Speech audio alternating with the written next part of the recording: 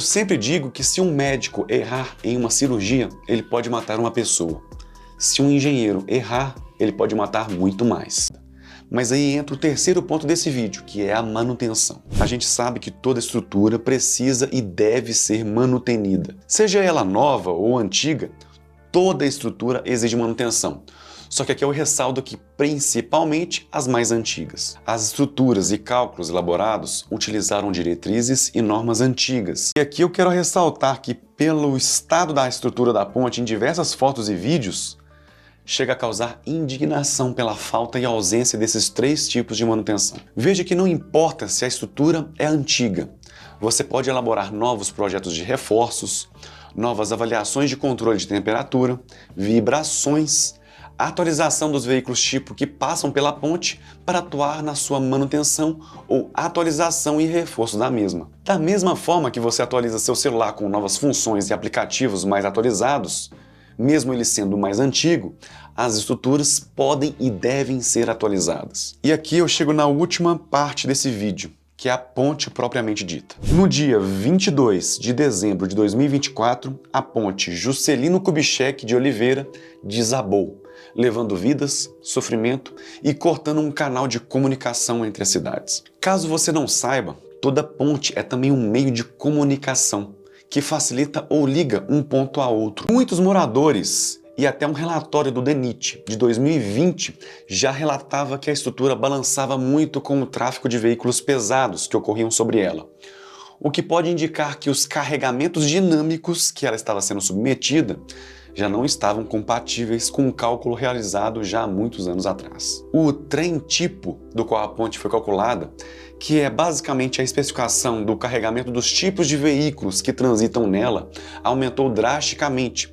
E com isso, a dinâmica da ponte altera e ela pode não suportar esses carregamentos e redistribuir de alguma forma ou aumentar o nível de desgaste da estrutura. É possível notar em algumas fotos que o revestimento primário ou asfalto da ponte já se encontrava deteriorado, com vários buracos sobre o tabuleiro da ponte. Mas no caso de pontes, todo buraco é um ponto de falha maior.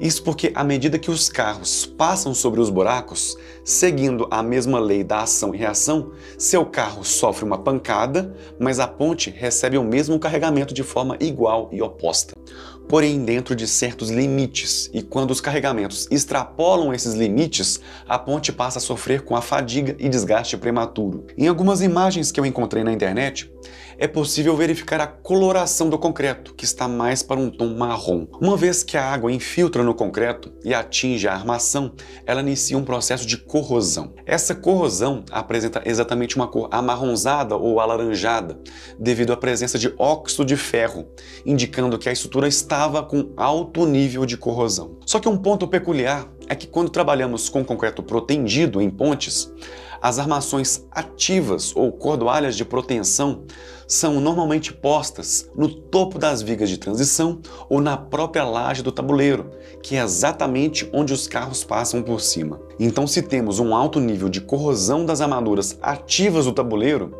temos um enfraquecimento da estrutura e, consequentemente, aumenta-se o risco de rompimento desse tipo de armação. E um fato curioso é que eu costumo dizer que o concreto armado possui muito coeficiente de cagaço, que te avisa muito antes que algo está com problemas. Já o concreto protendido, apesar de ainda possuir um certo coeficiente de cagaço, se houver o rompimento repentino do aço utilizado nas proteções da estrutura, ela cai sem avisar, que foi exatamente o que aconteceu com a ponte. Só que o interessante é que a ponte estava sim avisando que precisava de reparos ou até mesmo um descanso para dar lugar a uma nova ponte. Ela apresentava uma coloração que já indicava infiltração e ataque de agentes corrosivos, apresentava diversos pontos de armação exposta, o que já indica perda de seção líquida de concreto e desplacamento das regiões de cobrimento, e as vibrações amplificaram, indicando que a estrutura atingia limites estruturais de esforços dinâmicos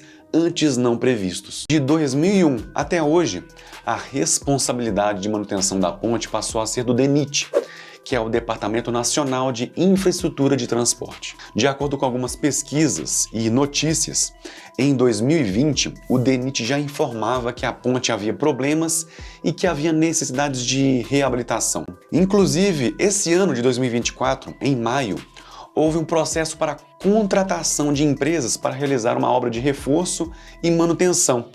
Só que o processo simplesmente não foi para frente. Na licitação, 12 empresas concorreram, onde 11 foram desclassificadas por falta de documentação ou por não baixarem o preço, e uma foi desqualificada por não ter cumprido os requisitos do edital. Mas a questão toda é que mesmo com os vários sinais e avisos de que a estrutura já não aguentava mais, a solução foi esperar mais um pouco. Até lá, uma tragédia dessa deixa uma vírgula sobre qual a próxima ponte que vai sofrer com o descaso que vemos na infraestrutura brasileira.